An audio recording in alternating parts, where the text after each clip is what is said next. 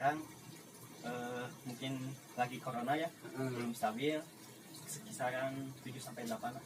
7-8 ribuan. Kita Oh, kita.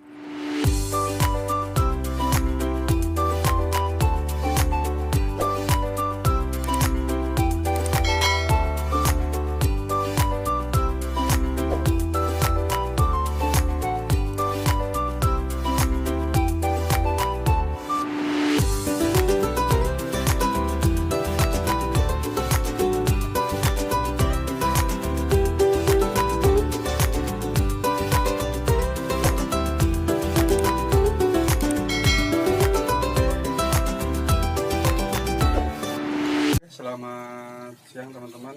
Di video kesempatan kali ini saya lagi berada di daerah Balangbong, sedang berkunjung ke peternakan salah satu rekan saya.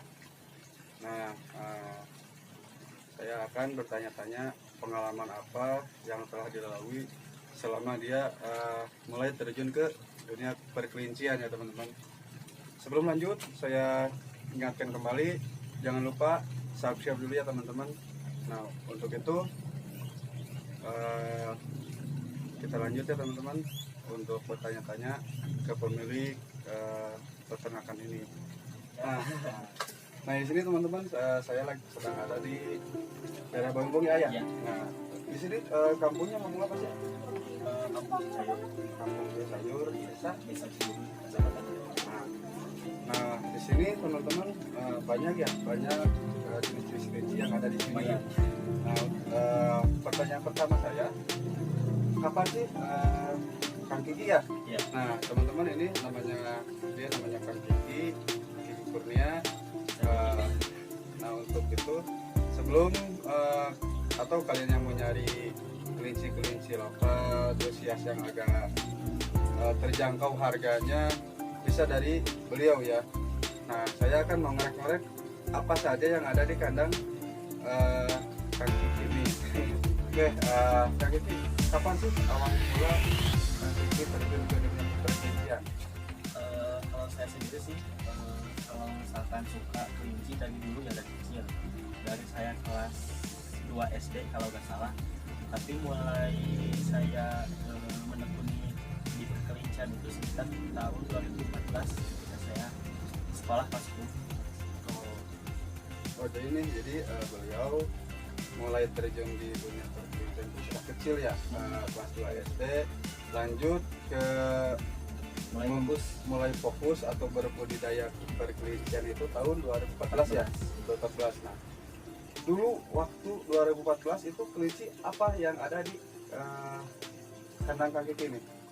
Kalau dulu sih saya jujur ya belum tahu jenis-jenis kelinci, masih awam gitu, masih awam. Dulu tuh kalau nggak salah topeng. Kalau topeng itu yang bulunya agak lebat gitu. Kalau saya dulu nyebutnya Angora, padahal bukan, tapi topeng. Kayak gitu. Nah, untuk pengalaman selama peternak nih, apa saja yang pernah dialami selain dari kematian? Apa aja? Kalau ditanya masalah pengalaman pasti banyak ya. Tapi jujur kalau misalkan pengalaman tentang kelinci banyak namanya naik turunnya. Kalau misalkan mulai dari misalkan bisnis, misalkan cara memelihara yang baik seperti apa.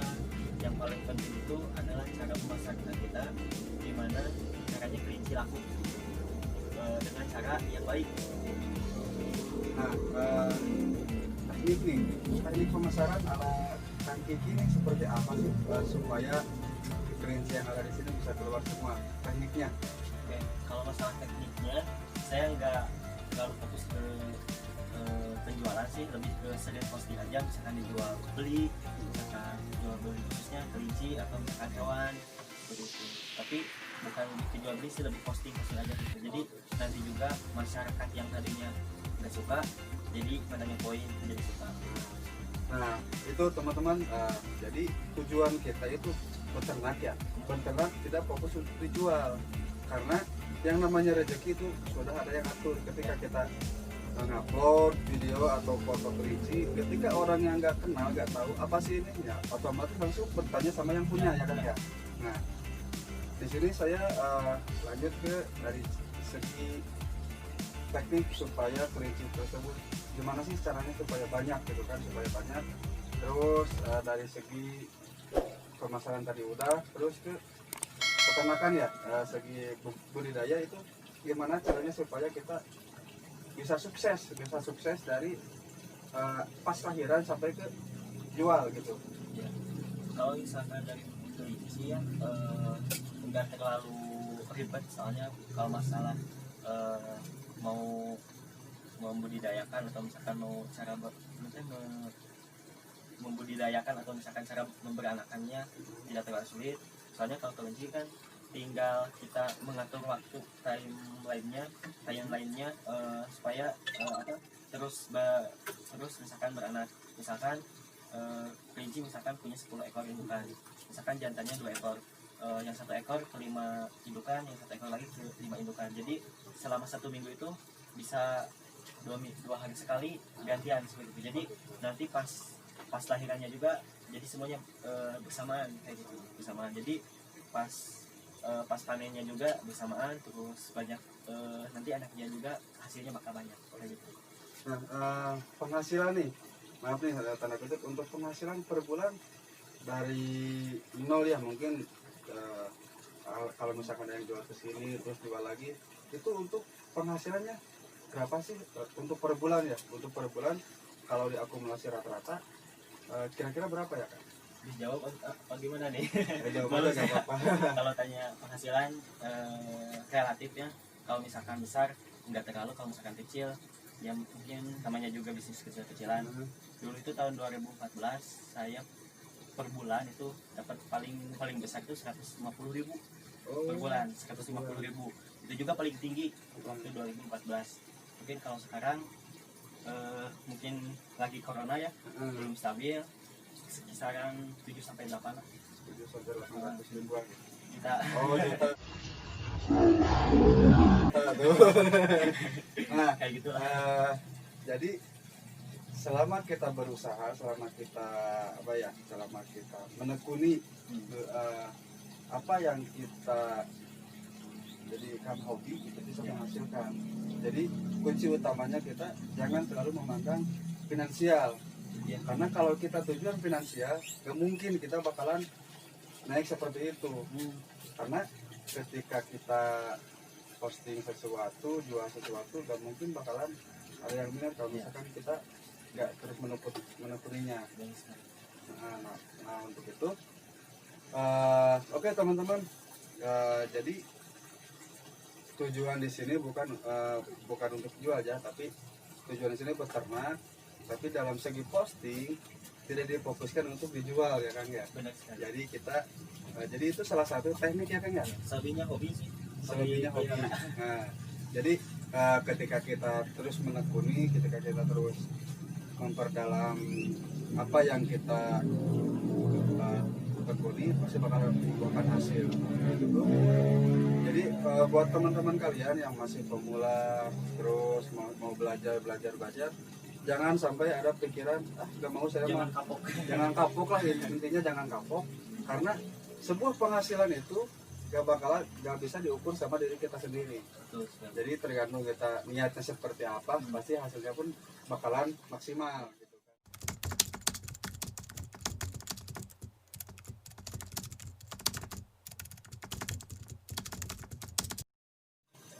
Nah, cara tadi cara marketing sudah, terus dari cara peliharanya. Nah, untuk peliharanya nih seperti apa sih supaya angka kematian itu berkurang sih Kang? Iya. Kalau misalkan kematian itu hubungannya sama yang di atas ya. Kalau misalkan pasti kalau kita misalkan pelihara hewan hidup pasti suka ada yang mati. Tugas kita gimana caranya meminimalisir angka terjadinya kematian kayak gitu. Kalau saya sendiri sih misalkan dari lokal ya kayak seperti ini lokal sayur ya, kalau di kampung saya namanya lokal kampung. Intinya jaga kebersihan kandang paling utama. Soalnya kalau misalkan kandangnya kotor, rentan terhadap penyakit itu sangat tinggi. Seperti itu, misalkan lembab tinggi banget. Yang kedua dari pakan juga jangan terlalu banyak. Misalkan kalau terlalu banyak nanti si pakannya itu rumputnya kan pakai rumput, jadi suka di apa namanya itu diinjak, kayak itu diinjak lagi terus kan itu bersatu sama fesisnya kayak gitu. Yang ketiga, jangan lupa sediain suntikan seperti itu. Harus disuntik minimal 1 bulan sekali semua kelinci, dikasih obat-obatan juga. Nah, untuk suntiknya suntik apa sih kan supaya kelinci yang sehat atau rentan dari penyakit itu jauh? Itu dikasih suntik apa sih kan? Kalau saya sendiri sih untuk pencegahan, sebelum misalkan kan kalau kelinci kan paling banyak itu kena skebis ya, Iya. jamuran kayak di kuping, terus di hidung, di kuku agak banyak. Pakai apa? Ivermectin kalau saya. Oh iya. Aman sih kalau misalkan kita pencegahan atau rutin seperti itu. Ya. Nah, terakhir nih Kak, kalau ini kan kalau lagi musim corona nih COVID-19, mungkin kita juga memaklumi ya, bukan memaklumi supaya kita terus menjalani ya usaha kita, karena kelinci pun nggak tahu situasi, mungkin dia tetap aja terus makan makanan. Nah, untuk antisipasinya nih, untuk pakan selain dari rumput apa aja yang dipakai? Kalau saya sendiri sih untuk lokal ya, kalau lokal banyak alternatif sih contohnya, mulai dari dedak tahu, ampas tahu yang putih itu, terus ampas tempe juga bisa, terus pakai kalau misalkan pengen bagus sih pakai pelet kayak gitu. Peletnya banyak jenis sih. Oh iya, untuk pelet banyak jenis ya. Banyak jenis.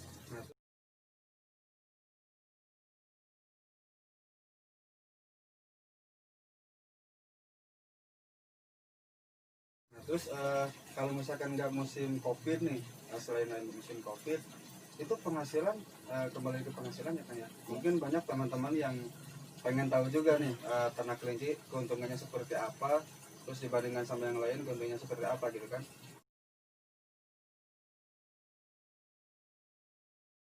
Oke teman-teman, kita buka percakapan. Lanjut, saya akan bertanya dari lanjut yang tadi ya. Tadi itu kan kita baru sampai pemahamannya tadi. Jadi lanjut untuk penghasilan nih kan. Penghasilan rata-rata sebelum COVID itu berapa sih penghasilannya sebelum COVID? Mungkin sebelum COVID intinya. Ya, sebelum COVID. Sebelum COVID itu kan bulan Januari atau misalkan bulan Februari kan, waktu itu sekitar 9 sampai 10, stabilnya di 9 sampai 10 juta. 9 sampai 10 juta. Olah, tuh teman-teman, jadi kita beliau saja sudah pendapatannya sampai 10 juta, apalagi sekarang ya, mungkin kemarin sebelum COVID, nah sekarang sudah mulai normal ya kan ya.